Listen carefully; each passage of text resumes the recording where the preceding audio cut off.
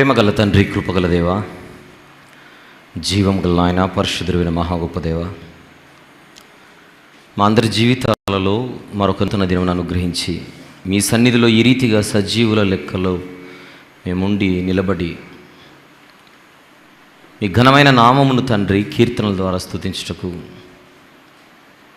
మీ శ్రేష్టమైన మాటలు మేము కలిసి మీ సన్నిధిలో మీ పిల్లలుగా, వాక్యపు విద్యార్థులుగా నేర్చుకొనుటకు మీరిచ్చినటువంటి ఇంత చక్కని తరుణమును బట్టి స్తుతులు చెల్లిస్తున్నాము నాయన. మనసు పెట్టి ప్రతి మాటను మేము ఆలకిస్తూ సరైన రీతిలో మీ వాక్యమును ధ్యానించి ఈ వాక్యపు విత్తనముల ద్వారా మేము మరింత మెరుగుపడి మా జీవితాలను మీ ఎదుట కనుపరుచుకున్నట్లుగా సహాయం చేయమని, మా హృదయములో ఈ విత్తనములు పదిలముగా మేము కాపాడుకొనుటకు శక్తిని ప్రసాదించమని మీ ప్రియకుమారుడు, మా ప్రభు ప్రియరక్షకుడైన యేసుక్రీస్తు ప్రభు వారి పరిశుద్ధమైన నామములు ప్రార్థన సమర్పిస్తున్నాము తండ్రి, ఆమెన్. ప్రభునందు ప్రియులారా, సంఘమంతటికీ ప్రభు పేరిట నా హృదయపూర్వక వందనములు ముందుగా తెలియజేస్తున్నాను. గత కొన్ని దినములుగా, అంటే 4 దినాలు, 13, 14, 15, 16 అక్టోబర్ మాసం 2021, ఈ 4 రోజుల నుండి మనము పరిశుద్ధ గ్రంథములోని దానియేలు గ్రంథాన్ని మనం పఠిస్తున్నాం. అందులో భాగంగా ఇప్పటి వరకు 23 సెషన్స్ని మనము దేవుని మహాకృపను బట్టి ముగించుకొని ఈరోజు మనం 24వ సెషన్లోనికి ప్రవేశిస్తున్నాం.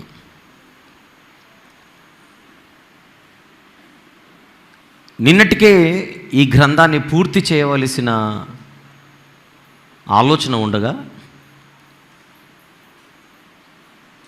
ముగించాలనేటువంటి ఉద్దేశంతో వేగముగా ముందుకెళితే నేర్చుకునవలసిన సంగతులు మనం నేర్చుకోలేకపోతామన్న ఉద్దేశంతో జాగ్రత్తగా ప్రతి విషయాన్ని మనము మన పరిశీలనలో, మన పరిశోధనలో తీసుకుంటూ మాట్లాడుకుంటూ ప్రస్తుతం మనము దానియేలు గ్రంథములోని 8 అధ్యాయాలను ముగించుకున్నాం. అనుకున్న సమయానికి ముగించలేకపోయినప్పటికీ దేవుడు మనకు అవకాశము, సమయం ఇచ్చాడు కనుక ఉపయోగించుకుంటూ 9వ అధ్యాయంలోనికి మనం ప్రవేశించుటకు ఈరోజు ఈ సమయాన్ని మనం వినియోగించుకుందాం. నేను రాత్రే ఈ విషయాన్ని ముందుగా నేను మీకు తెలియజేయడం జరిగింది. దానియేలు గ్రంథంలో మొత్తం 12 అధ్యాయాలు ఉంటుండగా ఈ పుస్తకాన్ని మనము 2 ప్రధాన భాగాలుగా విభజించుకున్నాం. మొదటి అధ్యాయము నుండి 6వ అధ్యాయం వరకు ఒక భాగం, దానిని మనము చారిత్రక భాగముగా మాట్లాడుకున్నాం. 7వ అధ్యాయము నుండి 12వ అధ్యాయం వరకు ఉన్న ఈ ప్రధాన భాగాన్ని ప్రవచన భాగముగా మనం మాట్లాడుకుంటున్నాం. ఈ ప్రవచన భాగంలో 7వ అధ్యాయము మరియు 8వ అధ్యాయము రెండింటిని పూర్తి చేసుకొని ఈ 2 అధ్యాయాలలో దానియేలు గారికి వచ్చినటువంటి దర్శనాలలోని భావాన్ని మనము చూసి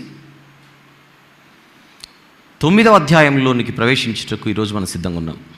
ఆలస్యం చేయకుండా నేరుగా 9వ అధ్యాయంలోనికి మనం ప్రవేశిద్దాం. దానియేలు గ్రంథము 9వ అధ్యాయం. అందరూ తెరిచి ఒకసారి చూద్దాం. దానియేలు గ్రంథము 9వ అధ్యాయం. ఇందులో మొత్తం 27 వచనములు కనబడుతున్నాయి.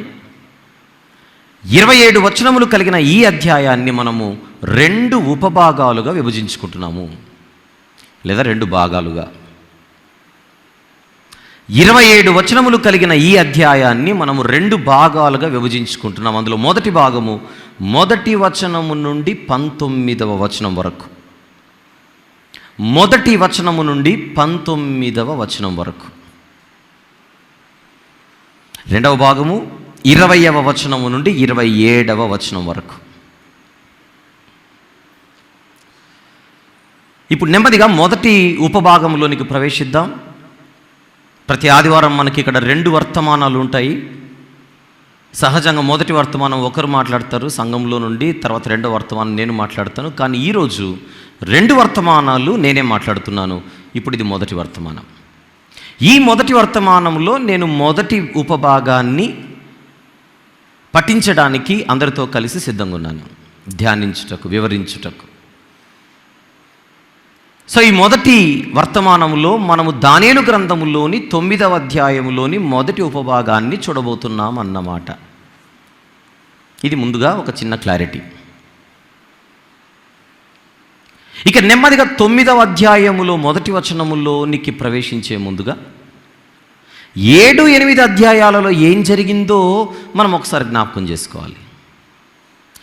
7వ అధ్యాయంలో దానియేలు గారికి ఒక దర్శనం, 8వ అధ్యాయములోనూ దర్శనం. 7వ అధ్యాయంలో బబులోను సామ్రాజ్యాన్ని పరిపాలించిన రాజులలో ఒక రాజు పేరు బెల్షస్సరు. ఆ బెల్షస్సరు యొక్క ఏలుబడిలో 7వ అధ్యాయం మనం చూస్తే ఏ సంవత్సరాన ఆయనకు దర్శనం వచ్చింది? మొదటి సంవత్సరం. బెల్షస్సరు ఏలుబడిలో మొదటి సంవత్సరం అంటే క్రీస్తు పూర్వం 553 అని చెప్పాను. మరి 8వ అధ్యాయంలో వచ్చినటువంటి దర్శనం ఎప్పుడు? మళ్ళీ 8వ అధ్యాయం మొదటి వచనం. రాజగు బెల్షస్సరు ప్రభుత్వపు 3వ సంవత్సరం. 3వ సంవత్సరం అంటే క్రీస్తు పూర్వం 551. అటు 7వ అధ్యాయములోను 8వ అధ్యాయములోను వచ్చినటువంటి దర్శనాలు క్రీస్తు పూర్వం 553లో ఒకటి, 551లో ఒకటి అని మాట్లాడుకుంటున్నాం. ఈ దర్శనాలు దానియేలు గారికి వచ్చే సమయానికి ఇంకనూ ప్రపంచంలో బబులోను సామ్రాజ్యమే ఉండినది. టైం గురించి మాట్లాడుతున్నా. 7వ అధ్యాయములో ఉన్నవి ఎప్పుడు దానియేలు గారు చూశారు, 8వ అధ్యాయంలో ఉన్నది దానియేలు గారు ఎప్పుడు చూశారు అనే టైంని మీ దృష్టికి తీసుకొని వస్తున్నా, లేదా మీ జ్ఞాపకానికి తీసుకొని వస్తున్నా. ఈ 2 విషయాలు మనసులో ఉంచుకొని ఒక్కసారి 9వ అధ్యాయంలోనికి వచ్చి మొదటి వచనం చూద్దాం. 9వ అధ్యాయము మొదటి వచనం. మాదీయుడగు అహష్వేరోషు యొక్క కుమారుడైన దర్యావేషు కల్దీయుల పైన రాజాయను, అతని ఏలుబడిలో మొదటి సంవత్సరమందు దానియేలు గారు ఏదో చేస్తున్నారు. టైం 7, 8, 9 3 అధ్యాయాలు వరుసగా కనబడుతున్నాయి. కానీ 7వ అధ్యాయంలో ఉన్నది క్రీస్తు పూర్వం 553 దర్శనం. 8వ అధ్యాయంలో చూసినది క్రీస్తు పూర్వం 551. అంటే 2 సంవత్సరాల గ్యాప్ ఉంది ఆ అధ్యాయానికి, ఈ అధ్యాయానికి టైం గ్యాప్. ఇప్పుడు ఇది అహష్వేరోషు యొక్క కుమారుడైన, మాదీయుడగు అహష్వేరోషు యొక్క కుమారుడైన దర్యావేషు కల్దీయుల పైన రాజాయను. ఇది ఎప్పుడు? అతని ఏలుబడిలో మొదటి సంవత్సరం అట, 2వ వచనం. అసలు కల్దీయుల పైన మాదీయుడకు దర్యావేషు రాజయింది ఎప్పుడు? దీని గురించి మనం మాట్లాడుకున్నట్టుగా ఏమైనా జ్ఞాపకం ఉందా? 5వ అధ్యాయము తీద్దాం. అదే దానియేలు గ్రంథము 5వ అధ్యాయం.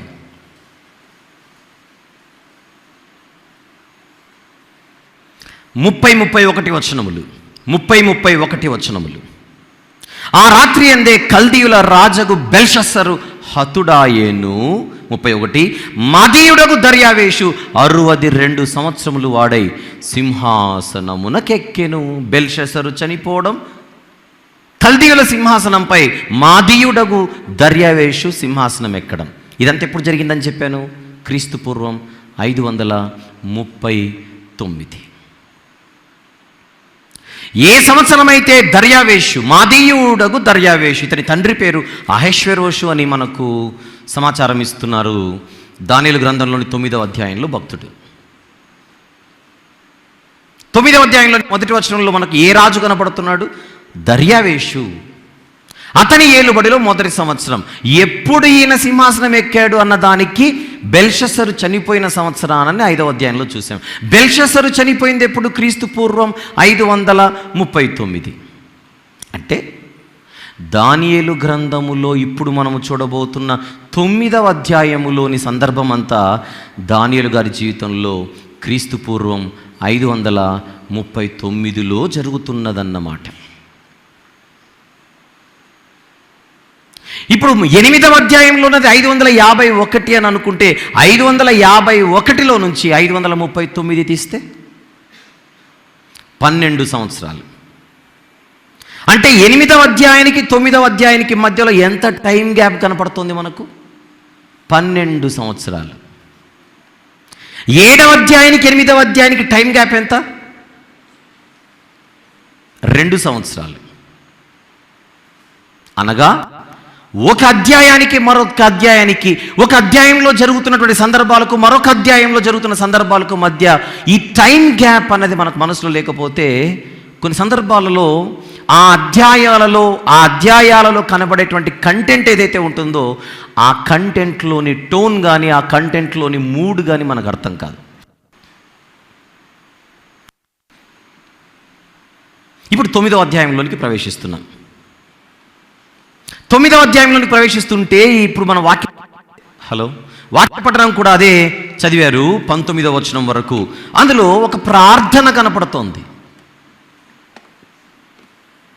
ఎందుకు చేశాడు ఈ ప్రార్థన? ఎందుకు చేయవలసి వచ్చింది ఈ ప్రార్థన? అసలు ఏం అడుగుతున్నాడు ఈ ప్రార్థనలో? ఇవన్నీ మనకు తెలియాలంటే ఏ వాతావరణంలో ఈ ప్రార్థన ఆయన చేస్తున్నాడో మనకు తెలియాలి. ఏ సందర్భంలో ఈ ప్రార్థన చేస్తున్నాడో మనకు తెలియాలి.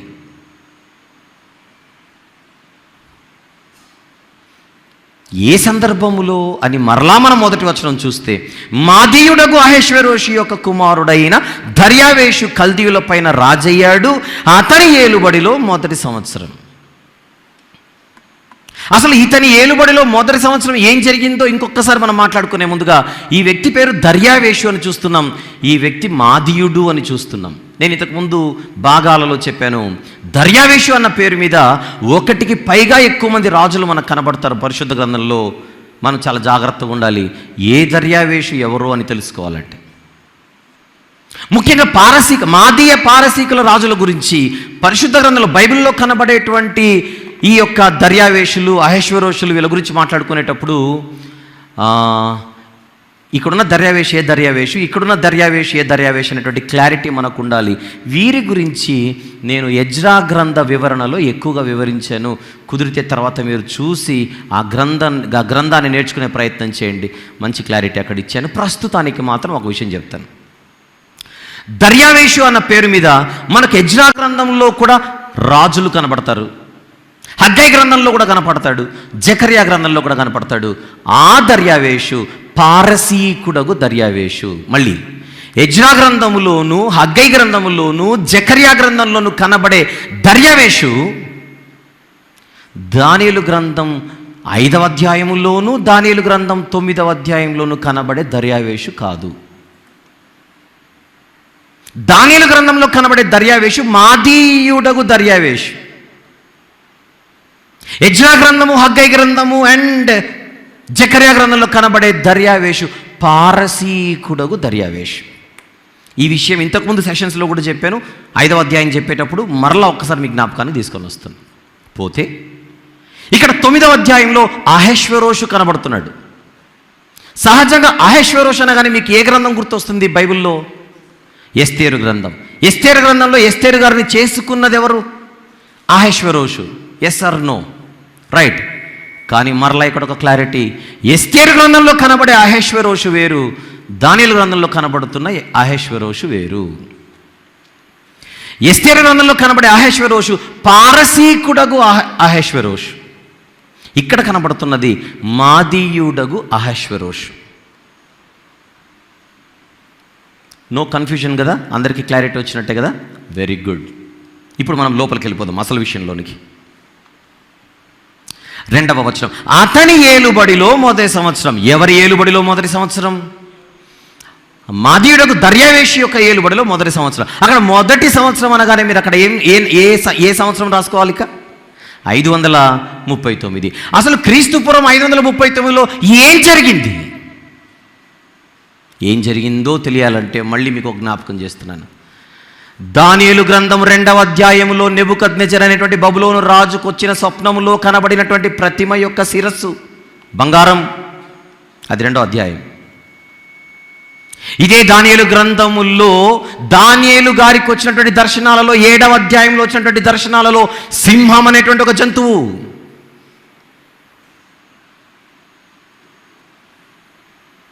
2వ అధ్యాయంలో కనబడుతున్న బంగారమే 7వ అధ్యాయంలో కనబడుతున్న సింహం అని చెప్పాను. ఇక్కడ సింహమైనా అక్కడ బంగారమైనా ఎవరిని సూచిస్తుందని నేర్చుకున్నాం ఇంతకుముందు? బబులోను సామ్రాజ్యం.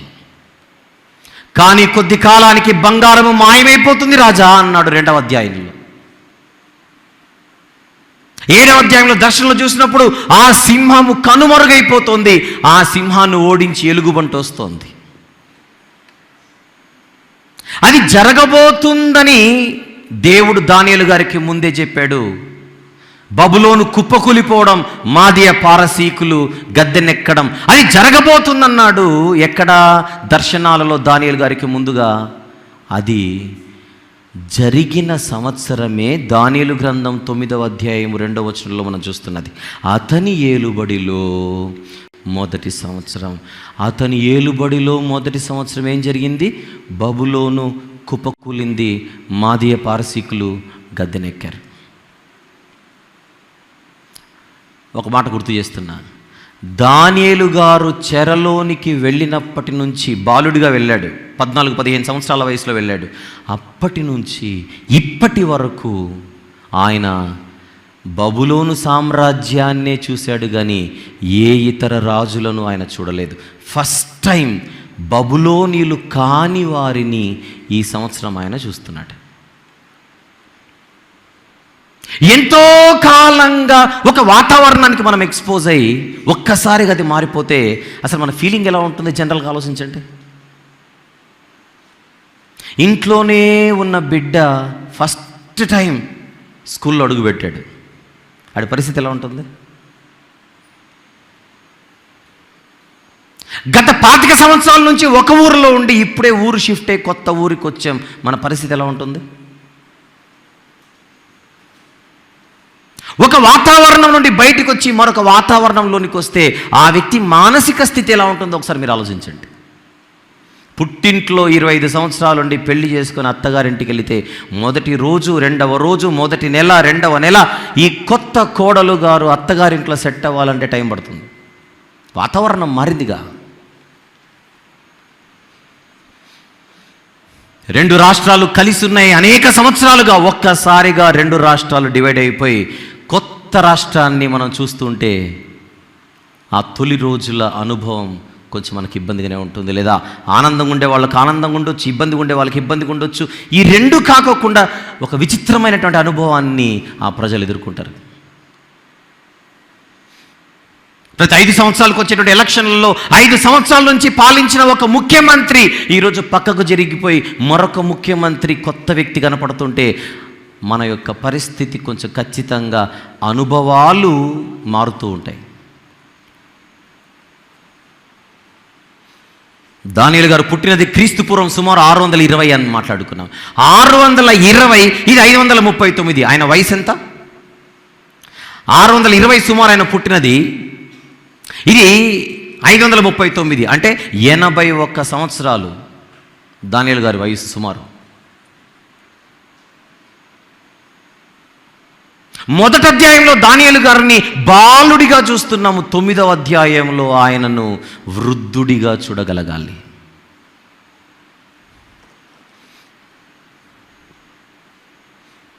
వృద్ధాప్యం నంబర్ 1, సామ్రాజ్యం మారింది ఫ్రెష్గా నంబర్ 2, ఇక 3 తన స్వజాతీయులు ఎవరైతే ఉన్నారో ఇంక్లూడింగ్ తనతో పాటు వీళ్ళందరూ కూడా బబులోనీయులకు అప్పగించబడిన వారు. బబులోనీయులకు వీళ్ళు అప్పగించబడిన వారు. ఆ అప్పగించబడినప్పుడు బబులోనీయులు 3 సార్లు దండయాత్రలు చేశారని చెప్పాను. ఆ 3 దండయాత్రల్లో మొదటి దండయాత్రలోనే దానియేలు గారు పట్టుబడి లోపలికి వచ్చాడు, చెరలోనికి వచ్చాడు దానియేలు గారు. ఆ రోజు నుంచి ఈ రోజు వరకు దాసులుగానే బబులోను సామ్రాజ్యంలో ఉన్నారు. ఎప్పుడైతే బబులోనీయులు కుప్పకూలిపోయారో, ఎప్పుడైతే బబులోను సామ్రాజ్యం అంతరించిపోతున్నదో దానియేలు గారికి ఎప్పుడేం గుర్తొస్తుంది? బబులోనీయులు కుప్పకూలిపోతున్నారంటే మా స్వజాతీయులకు దేవుడు విధించిన శిక్షాకాలం కూడా పూర్తవ్వాలి కదా.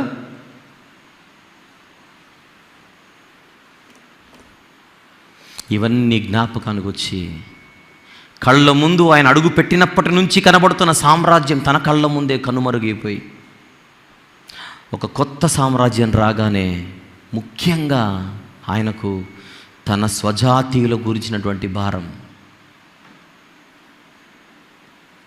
ఏంటి? నా ప్రజల పరిస్థితి ఏంటి? మమ్మల్ని ఇక్కడికి తీసుకొని వచ్చినోడు వెళ్ళిపోయాడు. ఒకసారి ఆలోచించండి. మమ్మల్ని ఇక్కడ చెరలోనికి పట్టుకొని తీసుకొని వచ్చినోడు చచ్చిపోయాడు.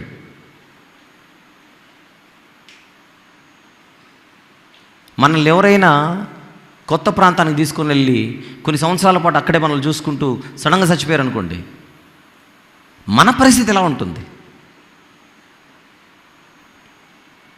ఇప్పుడు మా పరిస్థితి ఏంటి? మా భవిష్యత్తు ఏంటి?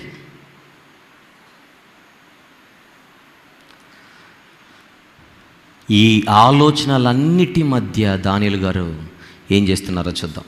2వ వచనం, అతని ఏలుబడిలో మొదటి సంవత్సరం అందు దానియేలును నేను యెహోవా అంటే దేవుడు తన ప్రవక్తయగు ఇర్మియాకు సెలవిచ్చి తెలియజేసినట్టు యెరూషలేము పాడుగా ఉండవలసిన 70 సంవత్సరములు సంపూర్తి అవుచున్నవని గ్రంథముల వలన గ్రహించి తిని. ఇంతకుముందు దానియేలు గారి కంటే ముందు ఇర్మియా అనేటువంటి ప్రవక్తను దేవుడు ఎన్నుకుని వీరు బబులోను చెరలోనికి వెళతారు అని ఆయన ద్వారానే ప్రకటింపజేసి 70 సంవత్సరాల తర్వాత మరలా తిరిగి వచ్చేస్తారు. దీనిని కూడా ఇర్మియా గారి ద్వారానే ఆయన వ్రాయించినట్టుగా దానియేలు గారికి బాగా తెలుసు.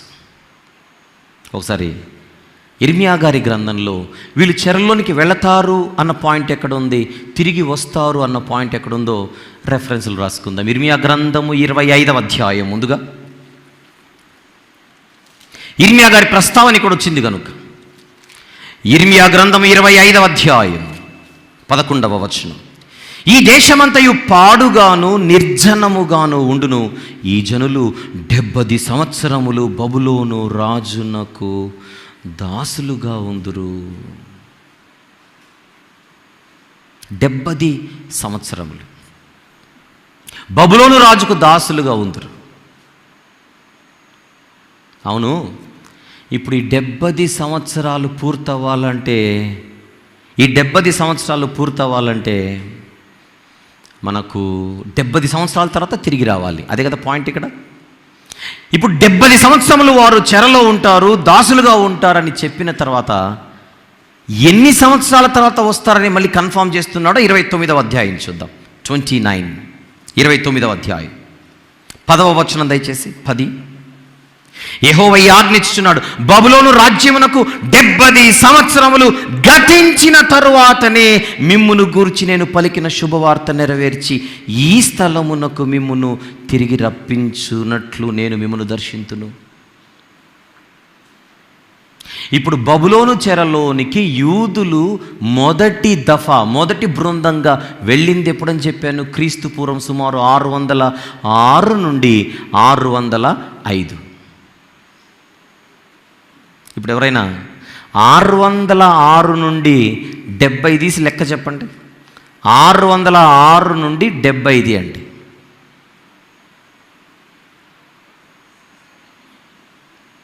లెక్కలు రావా? 536. Very good.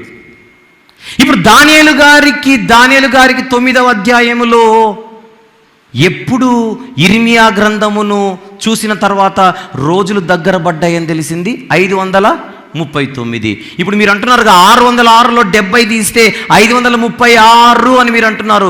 అంటే ఇప్పుడు యూదులు ఎప్పుడు బయటికి రావాలి లెక్క ప్రకారంగా? 536లో 606లో వెళ్ళిపోయారు కనుక 70 సంవత్సరాలు అక్కడ గడిపి ఎప్పుడు బయటికి రావాలి? 536లో రావాలి. ఇప్పుడు దానియేలు గ్రంథంలోని 9వ అధ్యాయంలో ఏ సంవత్సరంలో ఉన్నాడు? 539లో ఉన్నాడు అని అంటే ఇంకెన్ని సంవత్సరాలలో విడుదల జరగాలి? ఇంకొక 3 years. 70లో ఇప్పటి వరకు 67 సంవత్సరాలు పూర్తయిపోయాయన్నమాట శిక్షాకాలం. దానియేలు గ్రంథము 9వ అధ్యాయానికి వచ్చేసరికి సంపూర్తి అవుచున్నవని అంటున్నాడు చూడండి 2వ వచనంలో. యెరూషలేము పాడుగా ఉండవలసిన 70 సంవత్సరములు సంపూర్తి అవుచున్నవని గ్రంథముల వలన గ్రహించి తిని. ఏదైనా ఎండింగ్కి వచ్చేటప్పుడు టెన్షన్ ఉంటుందో ఉండదో చెప్పండి. ఎండింగ్కి వచ్చేటప్పుడు ముగింపు. ఈయన వయసు ఏంటి? 81. అన్ని ముగింపులోనే ఉన్నాయి ఇప్పుడు ఆయన లైఫ్లో. బబులోను ముగింపు అయిపోయింది, ఈయన జీవితం ముగింపులోనికి వచ్చింది. యూదులకు శిక్షాకాలం ముగింపులోనికి వచ్చింది. అన్నీ ముగింపే. చెప్పాలంటే దానియేలు గారు బబులోను చెరలో ఇంత వృద్ధాప్యంలో యూదా జాతికి ఒక తండ్రిలాగా ఉన్నాడని మనం మాట్లాడుకోవచ్చు. అంతేనా? 80 సంవత్సరాల వృద్ధాప్యంలో ఉన్న భక్తుడు తమ జాతి వారికి ఆత్మీయ తండ్రిగా ఎందుకు ఉండడు? మరొక మాట, వృద్ధాప్యంలో మరణానికి దగ్గరగా ఉన్నటువంటి ఏ తండ్రి అయినా తన పిల్లల విషయం ఏమి కలిగి ఉంటాడు? భారం.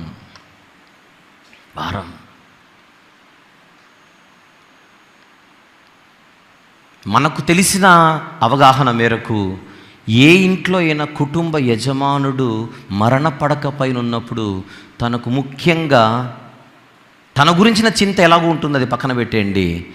అతని దగ్గరికి వెళ్ళి మాట్లాడితే, ఎందుకు నువ్వు డల్లుగా ఉన్నావంటే, నేను వెళ్ళిన తర్వాత వీళ్ళ పరిస్థితి ఏంటి అంటుంటాడు. నా పిల్లల పరిస్థితి ఏంటి, నా భార్య పరిస్థితి ఏంటి, వృద్ధుడైతే నా మనవాళ్ళ పరిస్థితి ఏంటి.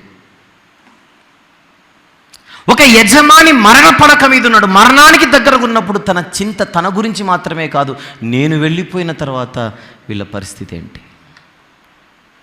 దానియేలు గారికి తన భవిష్యత్తు గురించినటువంటి ఇబ్బంది ఏం లేదు. తను నిరీక్షణ కలిగిన వాడు, విశ్వాసి. తను మరణిస్తే ఖచ్చితంగా దేవుని సన్నిధిలో నెమ్మది పొందే ఒక వాతావరణంలో ఉంటాడని దానియేలు గారికి బాగా తెలుసు. కానీ తన చింతంతా ఎవరిపై? తన జాతి వారిపై. భక్తులు తమ వారిని ఎక్కువగా, ముఖ్యంగా ఇతరుల గురించిన ఆలోచనలు కలిగి వారి విషయమై బాధ భారము కలిగి ఉంటారు. సొదొమ గొమొర్రాను నాశనం చేస్తున్నాను నాయన, అయ్యా ఒక్క 50 మంది ఉంటే దాన్ని ఉంచుతావా? 40, 30, 20, కనీసం ఒక 10 మంది ఉన్నా దాన్ని ఉంచుతావా? ఏమిటి భారం? ఇతరులను గూర్చిన భారం ఎవరికి ఉంటుంది? భక్తులకు ఉంటుంది. 80 సంవత్సరాల వృద్ధాప్యంలో దానియేలు గారు ఇప్పుడు మళ్ళీ యెరూషలేంకి వెళ్ళి యూదయ దేశానికి వెళ్ళి అక్కడేదో ఉద్ధరిద్దామనే ఆలోచనలు అయితే ఆయనకు లేవు. తన బాధ, తన చింత, ఆవేదన ఇదంతా కూడా తన జాతి వారిని గురించి.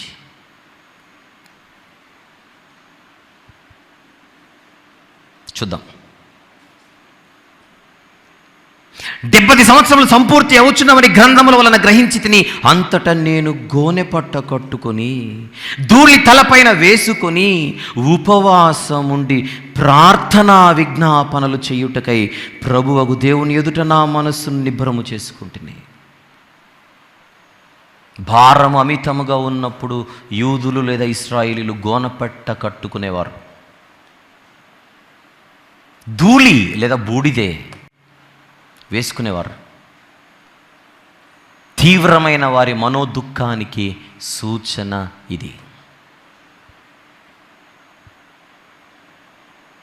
4వ వచనం, నేను నా దేవుడైన యెహోవా ఎదుట ప్రార్థన చేసి ఒప్పుకున్నదేమనగా, ప్రభువా, మహాత్మ్యము కలిగిన భీకరుడు వగు దేవా, నీ ఆజ్ఞలను అనుసరించి నడుచు వారి ఎడల నీ నిబంధనను, నీ కృపను జ్ఞాపకము చేయవాడా. నేనైతే అన్నాడా, మేమైతే అన్నాడా, వారైతే అన్నాడా? మేమైతే. ఆయన ముఖ్య ఉద్దేశం తన స్వజాతీయులకు విడుదల కలగాలి. ఇక 3 సంవత్సరాలు మాత్రమే ఉంది. గ్రంథాలు కూడా చెబుతున్నాయి శిక్షాకాలం సంపూర్తవుతోందని. ఎప్పుడు ఎలా దేవుడి యొక్క కార్యాన్ని నెరవేర్చబోతున్నాడో అని దానియేలు గారు పరితపిస్తున్నాడు. గ్రంథముల వలన. ఇర్మియా గ్రంథం మాత్రమే కాదు, యెషయా గ్రంథంలో కూడా వీరి గురించినటువంటి విడుదలకు సంబంధించిన ప్రవచనాలు ఉన్నాయి. ఒకటి చూద్దాం. యెషయా గ్రంథం నిన్న చూసాం, మరలా చూద్దాం. యెషయా గ్రంథంలో కూడా వీరు చెరలోనికి వెళ్ళిన తర్వాత మరలా తిరిగి వస్తారన్న ఆలోచన, ప్రవచనం మనకు యెషయా గ్రంథంలో కనబడుతుంది. 44వ అధ్యాయము చివరి వచనమైన 28వ వచనం. కోరేషుతో, నా మంద కాపరి, నా చిత్తమంతయు నెరవేర్చువాడా అని చెప్పువాడను నేనే. యెరూషలేముతో, నీవు కట్టబడుదు అనియు దేవాలయమునకు పునాది వేయబడునని నేను చెప్పుచున్నాను. భవిష్యత్తులో కోరేషు అనేవాడు వస్తాడు. వచ్చినటువంటి కోరేషు పడిపోయిన నా యెరూషలేము పట్టణాన్ని లేదా దేవాలయాన్ని ముఖ్యంగా కట్టించడానికి అనుమతినిస్తాడు అని ముందుగానే పారసీక రాజైన కోరేషు గురించి ప్రవక్త అయిన యెషయా గారి ద్వారా దేవుడు తెలియజేశాడు. ప్రవచనం 4వ వచనం, 45వ అధ్యాయం 4వ వచనం. యెషయా గ్రంథం 45:4. నా సేవకుడైన యాకోబు నిమిత్తము, నేను ఏర్పరచుకున్న ఇశ్రాయేలు నిమిత్తము నేను నీకు పేరు పెట్టి నిన్ను పిలిచితిని. 13వ వచనం. నీతిని బట్టి కోరేషును రేపి తిని అతని మార్గములన్నీ సరళము చేసేదను. అతడు నా పట్టణమును కట్టించును. క్రయధనము తీసుకొనకయు లంచము పుచ్చుకొనకయు నేను వెలివేసిన వారిని అతడు విడిపించును. ఈ పాయింట్, ఈ వచనం ఎవరికి తెలుసు? ఎవరికి తెలుసు అని అడుగుతున్నాను. దానియేలు గారికి తెలుసు. 9వ అధ్యాయంలో గ్రంథముల వలన నేను గ్రహించి తిని అని అంటున్నాడు. అంటే ఖచ్చితంగా ఆయన ఏ గ్రంథాలు చదివి ఉంటాడు? యెషయా గ్రంథము మరియు ఇర్మియా గ్రంథము. యెషయా గ్రంథంలో పేరుతో కూడా చెప్పేశాడు దేవుడు, కోరేషు అనే వ్యక్తి రాగానే ఇదే మీకు ఆనవాలు, మీకు విడుదల సమీపమైందని. మరి క్రీస్తు పూర్వం 539లో బబులోనీయులను జయించింది ఎవరు? కోరేషే. మాదీయ పారసీకులకు రాజు కోరేషు చక్రవర్తి. కాకపోతే మాదీయులు కూడా ఈ యొక్క విజయంలో పాలిభాగస్తులయ్యారు కనుక ఈ ప్రాంతానికి కొద్ది రోజులు, కొద్ది కాలం మాత్రమే మాదీయుడగు దర్యావేషు రాజయ్యాడు. అప్పటికి అతని వయసు 62 అని చదువుకున్నాం 5వ అధ్యాయంలో. ఇంకొక 2 సంవత్సరాలలో, ఫర్ యువర్ కైండ్ ఇన్ఫర్మేషన్, బాగా విందాం. 539లో 9వ అధ్యాయము దానియేలు గ్రంథంలో జరుగుతున్న సందర్భానికి దర్యావేషు రాజుగా కనపడుతున్నాడు దానియేలు గారి ముందు. మనం వెనక్కి తిరిగి చరిత్రలోకి తొంగి చూస్తే ఒక 2 సంవత్సరాలు మాత్రమే దర్యావేషు రాజుగా ఉన్నాడు. తరువాత కంప్లీట్గా కోరేషు రాజకీయ అధికారాన్ని అంతటిని తన చేతుల్లోకి తీసుకున్నాడు. సివిల్ అథారిటీ కానీ, మిలిటరీ అథారిటీ కానీ, ఇవన్నీ కోరేషు చేతికి వచ్చేసాయి. బబులోనీయులను జయించింది కోరేషు అని దానియేలు గారికి తెలుసు. బబులోనీయులు పతనమైనట్టుగా తెలుసు. కోరేషు వచ్చాడనంటే నా ప్రజలకు విడుదల వస్తుందని ప్రవక్త యెషయా గారు ముందే చెప్పారు. ఎప్పుడు జరుగుతుంది, ఎలా జరుగుతుంది? ఇక్కడేమో కళ్ళ ముందు దర్యావేషు ఉన్నాడు. కోరేషు ఇంకా ఇక్కడికి రాలేదు బబులోనుకి. ఎప్పుడు వస్తాడు? ఈ కార్యాన్నంతటిని దేవుడు ఎలా జరిగించబోతున్నాడు? ఇన్ని రకాల ఆందోళనలతో కూడుకున్నటువంటి ప్రశ్నలతో నాకు సమాధానం రావాలంటే ఆ దేవుడు మాత్రమే దిక్కు. నాకు చెప్పాడు కదా విడుదల ఎందుకు ఇవ్వడనేటువంటి డిమాండ్ కాదు, కానీ నా ప్రభు సన్నిధిలో నేను పాపములు ఒప్పుకుంటే కానీ విడుదల సమీపమై అది సంభవించదు, చోటు చేసుకోదు. అందుకోసం ఆయన చేస్తున్న పని ప్రార్థన చేసి ఒప్పుకుంటున్నాడట. ఏమని? 5వ వచనంలో, మేమైతే నీ దాసులకు ప్రవక్తలు నీ నామమును బట్టి మా రాజులకును, మా అధిపతులకును, మా పితరులకును, యూదయ దేశ జనులకందరికీ చెప్పిన మాటలను ఆలకించక నేను అంటున్నాడా, మేము అంటున్నాడా? ఆయన ఎప్పుడు అవిధేయుడు కాదే. కానీ దేవుని సన్నిధికి వచ్చేసరికి నేను నీతిమంతుడను అని మాత్రం ఆయన కనుపరుచుకునే పరిస్థితులు లేడు. Even at the age of 81.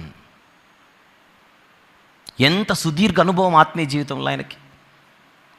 ఇంత సుదీర్ఘమైనటువంటి అనుభవములో అసలు దేవుణ్ణి బాధ పెట్టిన సందర్భాలు దానియేలు గారు ఎక్కడా పెద్దగా లేవు.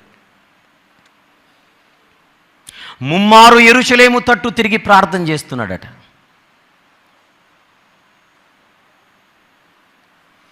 అయినప్పటికీ దేవుని దగ్గరకు వచ్చేసరికి ఏమంటున్నాడు? దేవా, నేను పాపిని. భక్తులు నేర్పిస్తున్న పాఠాలు ఇవి. తనను కూడా కలుపుకొని ఒప్పుకుంటున్నాడు. మేము మేము మేము 7వ వచనంలో మేమైతే సిగ్గుచేత ముఖ వికారం పొందిన వారము. 6, 7, 8, 9 వచనాలను మనం కొనసాగించుకుంటూ ముందుకెళితే ప్రతి చోట ఆయన తనను కూడా కలుపుకొని మేమందరము నీ ఎదుట పాపులమై ఉన్నామని ఒప్పుకుంటున్నాడు. దయచేసి కొద్దిసేపు దానియేలు గారు తనను కూడా కలుపుకొని మాట్లాడుచున్నాడో లేదో మనం ఖచ్చితంగా చూసే ప్రయత్నం చేద్దాం. 7వ వచనంలో మేమైతే, 7వ వచనంలో చివరి మాట మాకును ఈ దినమున సిగ్గే తగి ఉన్నది అని అంటున్నాడు. 8వ వచనంలో ప్రభువా నీకు విరోధముగా పాపము చేసినందున మాకును మా రాజులకును మా అధిపతులకును మా పితరులకును ముఖము చిన్నబోనట్లుగా సిగ్గే తగి ఉన్నది. 9వ వచనం మేము మా దేవుడైన యెహోవాకు విరోధముగా తిరుగుబాటు చేసితిమి. 10వ వచనంలోని చివరి మాట మేము మా దేవుడైన యెహోవా మాట వినకపోతిమి. 11వ వచనంలో చివరి మాట మేము పాపము చేసితిమి. గమనించాలందరూ కూడా ఈ మాటలన్నీ కూడా మేము పాపము చేసితిమి. 12వ వచనంలో మా న్యాయాధిపతులు తనను కలుపుకుంటున్నాడు. 13వ వచనంలో మధ్యలోని పోర్షన్ మొత్తం చదివేద్దాం. మోషే ధర్మశాస్త్రమందు వ్రాసిన కీడంతయు మాకు సంభవించినను మేము మా చెడు నడవడి మానకపోతిమి. 14వ వచనం మేము మా దేవుడైన యెహోవా మాట వినలేదు. అదే 14వ వచనంలో దేవుడు న్యాయస్తుడన్న మాట చెబుతున్నాడు. జాగ్రత్తగా చూద్దాం. 15వ వచనంలో చివరి మాట మేమైతే పాపము చేసి చెడు నడతలు నడిచిన వారము. 16వ వచనం ప్రభువా మా పాపములను బట్టి. 17వ వచనం మా దేవా కలుపుకుంటున్నాడు తనను కూడా. 18వ వచనం నీ గొప్ప కనికరములను బట్టి మేము నిన్ను ప్రార్థించుచున్నాము.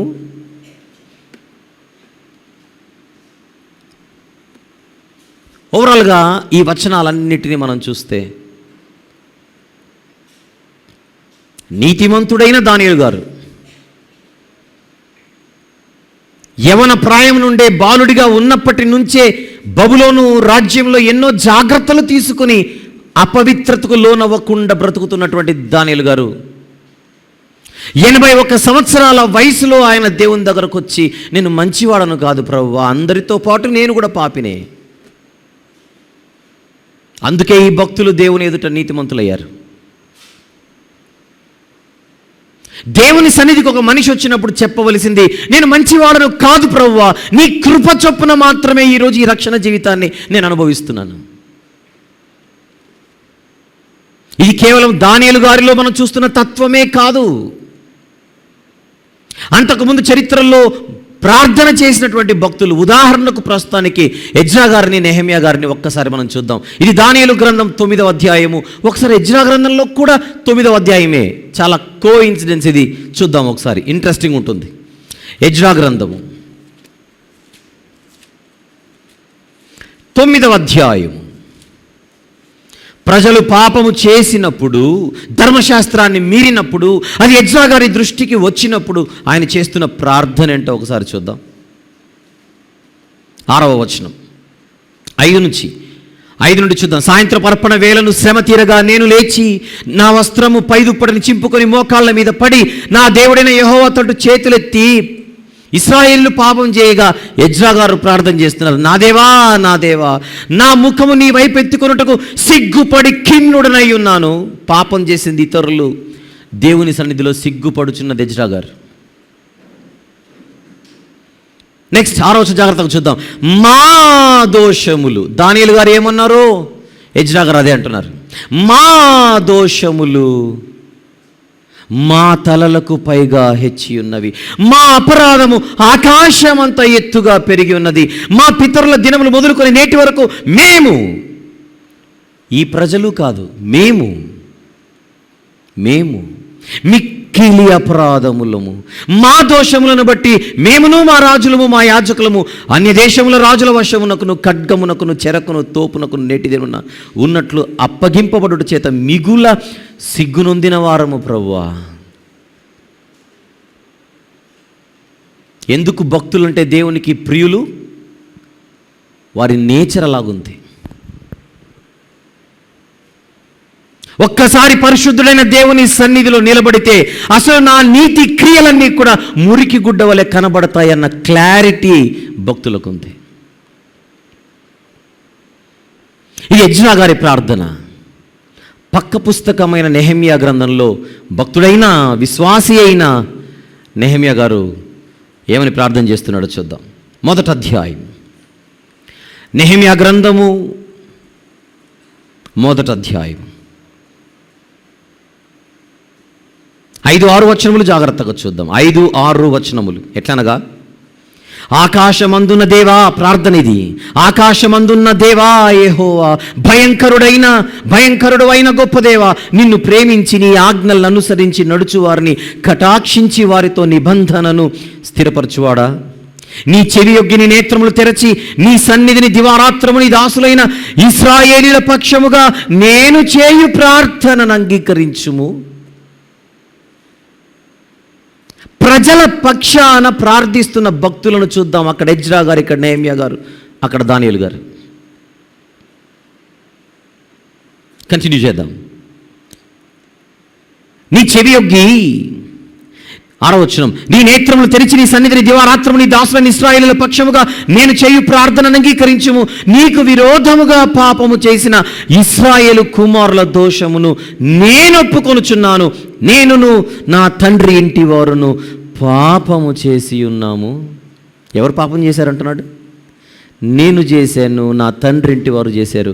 అసలు మేము మంచివారమే కాదు ప్రభువా. ప్రార్థన గురించి మాట్లాడుతున్నాను ఈ రాత్రి. ప్రార్థన చేయుటకు 2 మనుషులు దేవాలయమునకు వెళ్ళిరి. యేసు ప్రభు వారు చెప్పిన ఉపమానం. అందులో ఒకడు పరిసయ్యుడు.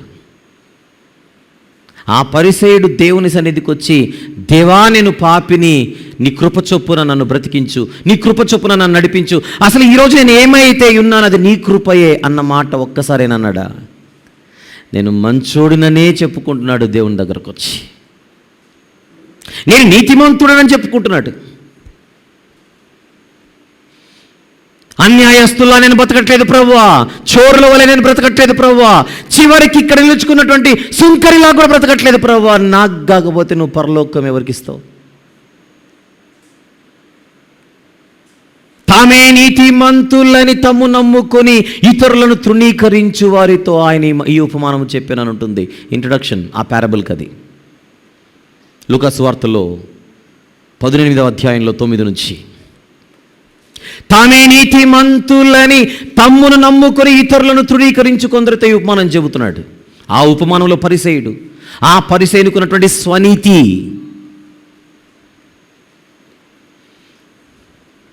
నేను నీతిమంతుడను, నేను నీతిమంతుడను, నేనే నీతిమంతుడను.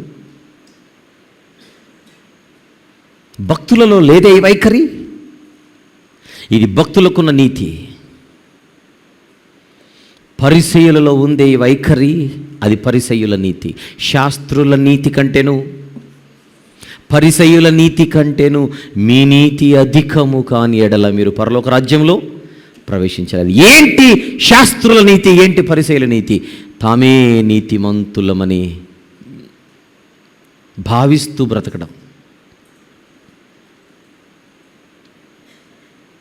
హేమాహేమీలు భక్తి జీవితంలో వాళ్ళు దేవుని దగ్గరకు వచ్చి అంటున్నారు, మేము వ్యర్థులము ప్రభువా, అపరాధులము ప్రభువా, దోషులము ప్రభువా. దేవునికి ఏ మనిషి అయినా నచ్చాలనంటే దేవుని దగ్గర వాళ్ళు చేయవలసింది ఒకటి, నీలో మచ్చే లేదు ప్రభువా, నాలో మంచే లేదు ప్రభువా. అప్పుడే మనం దేవునికి నచ్చుతాం. తర్వాత ఏమడగాలి? మచ్చేలేని నీతో మంచేలేని నేనుండాలనుకుంటున్నాను ప్రభువా, నాలోని చెడుతనమును కడిగేసేదవా, నాలోని పాపాన్ని కడగగలవా? కడుగుతావా దేవా? నన్ను కరుణించు. సుంకరి చేసిన ప్రార్థన ఏంటి? దేవాలయమునకు దూరముగా నిలుచుండి ఆకాశము వైపు కన్నులెత్తుటకైనను ధైర్యము చాలక, దేవా నేను పాపిని, నన్ను కరుణించు అని కేకలు వేశాడు. పరిసయ్యుని కంటే సుంకరి నీతిమంతుడిగా ఎంచబడి ఇంటికి వెళ్ళిపోయాడు. తెలిసిన ఒక వచనం చూద్దాం. 17వ అధ్యాయం లూకా సువార్త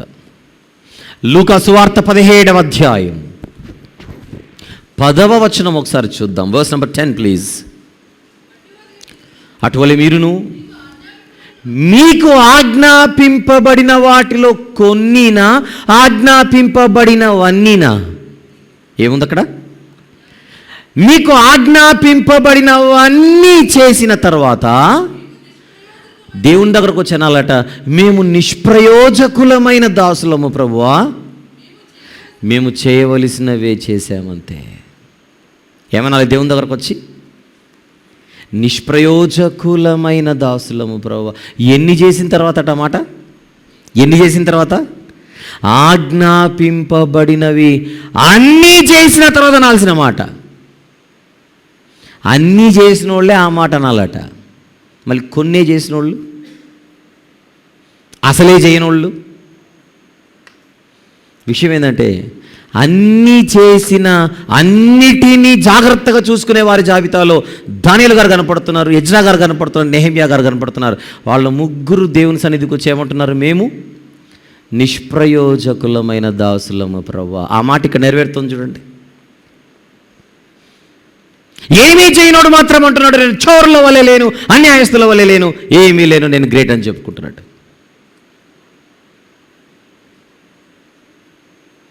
అన్నీ చేసినోడే జాగ్రత్త పడుతున్నాడు. అన్నీ చేసిన వారే భయముతో వణికిపోతున్నారు దేవుని సన్నిధిలో.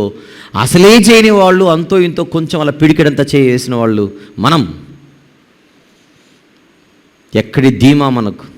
ఎందుకో ధీమా మనకు. పరలోకం మాకు కాకపోతే ఎవరికి వస్తుందని పెద్దగా మనం చేసేదేమీ లేదు, చేస్తున్నదేమీ లేదు.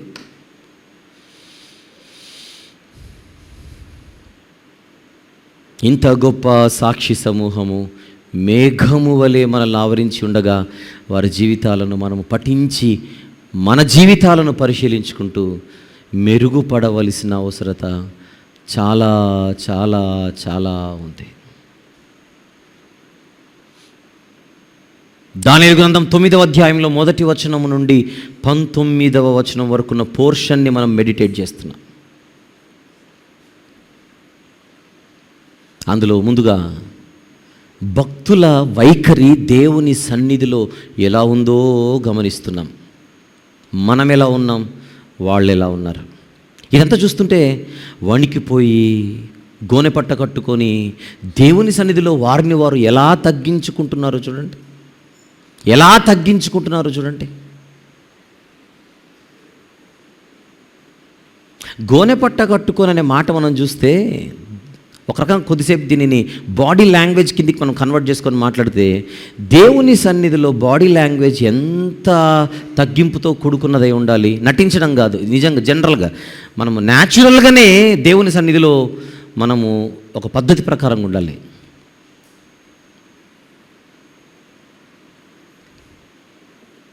చిన్నపిల్లలు కూడా మోకరిల్లట్లేదు. చిన్నపిల్లల గురించి మాట్లాడుతున్నా, పెద్దవాళ్ళ గురించి కాదు.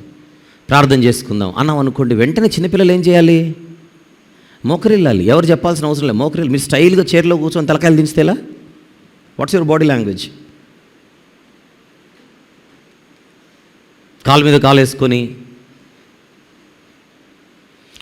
కాళ్ళ ప్రాబ్లం ఉన్నోళ్ళకి కాదు, అంటే ఏదో పార్కుకు వచ్చినట్టు, షికారుకు వచ్చినట్టు, లేదా ఎక్కడో బయట ఉన్నట్టు, ఏదో ఫంక్షన్ హాల్లో కూర్చున్నట్టు కాదు కదా. ఈ మాట ఎందుకు చెప్తున్నాను? 3 భక్తులు మీ ముందు పెట్టాను ఇప్పుడు. దానియేలు గారు, ఎజ్రా గారు, నెహెమ్యా గారు. వణికిపోతున్నారు చూడండి, అక్కడ వణికిపోతున్నారు.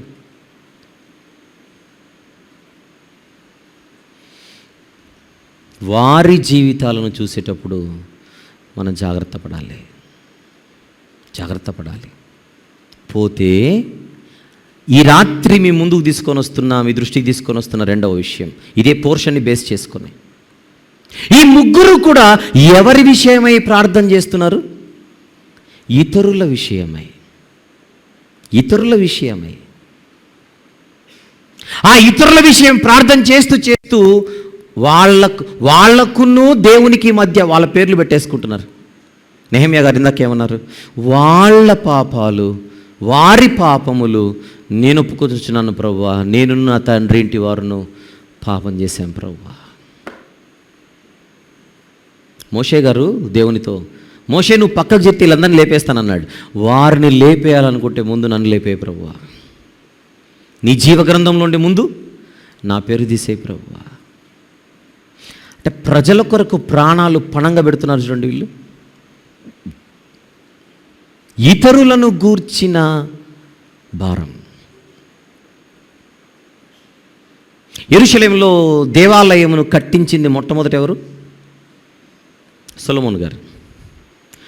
మందిర నిర్మాణం పూర్తయిన తర్వాత ఆయన ప్రార్థన చేస్తున్నాడు దేవునితో. జ్ఞాని కదా, భవిష్యత్తులో ఏం జరుగుతుందో ముందే ఆలోచించి ఆయన చేస్తున్న ఈ ప్రార్థన ఈ సందర్భంగా జ్ఞాపకం చేసుకుందాం. రాజుల మొదటి గ్రంథం 8వ అధ్యాయం. రాజుల మొదటి గ్రంథం 8వ అధ్యాయం 33 చూద్దాం నేరుగా. 33 రాజుల మొదటి గ్రంథం 33:8 క్షమించండి 8వ అధ్యాయం 33వ వచనం. 8వ అధ్యాయం 33వ వచనం. మరియు ఇశ్రాయేలీయులకు నీ జనులు నీకు విరోధముగా పాపము చేయుట చేత తమ శత్రువుల ఎదుట మొత్తబడినప్పుడు. ఇప్పుడు బాగానే ఉందంతా, ఇప్పుడంతా బాగానే ఉంది మందిరం కట్టించిన తర్వాత. కానీ భవిష్యత్తులో ఏం జరగబోతుందో జ్ఞాని అయినటువంటి సొలొమోను గారు ముందే ఆలోచించి పిటిషన్ పెడుతున్నాడు. ఏమని? ఇశ్రాయేలీయులకు నీ జనులు నీకు విరోధముగా పాపము చేయుట చేత తమ శత్రువుల ఎదుట మొత్తబడినప్పుడు వారు నీ తట్టు తిరిగి నీ నామము నొప్పుకొని ఈ మందిరమందు నిన్ను గూర్చి ప్రార్థన విన్నపములు చేయునప్పుడెల్లా నీవు ఆకాశమందు విని ఇశ్రాయేలీయులకు నీ జనులు చేసిన పాపమును క్షమించి వారి పితరులకు నీవిచ్చిన దేశంలోనికి వారిని తిరిగి రప్పించుము. 35 మరి వారు నీకు విరోధంగా పాపము చేసినందున ఆకాశం మూయబడి వర్షము లేకపోగా నీవు వారిని ఇలాగ శ్రమపెట్టడం వలన వారు నీ నామమును ఒప్పుకొని తమ పాపములను విడిచి ఈ స్థలము తట్టు తిరిగి ప్రార్థన చేసిన ఎడల. దానియేలు గారు ఏ తట్టు తిరిగి ముమ్మారు ప్రార్థన చేసేవాడని చదివాం దానియేలు గ్రంథంలో. యెరూషలేము తట్టు తిరిగి ప్రార్థన చేసాడు వాడట. సొలొమోను గారు ఎప్పుడో ఈ పిటిషన్ ముందు పెట్టాడు. అంటే ఒక రకంగా దానియేలు గారికి సొలొమోను గారు చేసిన ప్రార్థనపై అవగాహన ఉందా లేదా ఆలోచించండి ఒకసారి. యెరూషలేము తట్టు తిరిగి ప్రార్థిస్తున్నాడంట. ఎందుకు? ఆల్రెడీ సొలొమోను గారు పిటిషన్ పెట్టాడు దేవుడి దగ్గర. ఎవరైనా పశ్చాత్తాపపడి పశ్చాత్తాప హృదయముతో భారము కలిగి ఈ స్థలము తట్టు తిరిగి ప్రార్థిస్తే వారి ప్రార్థనలు ఆలకించు ప్రభువా. మోకరిల్లి ముమ్మారు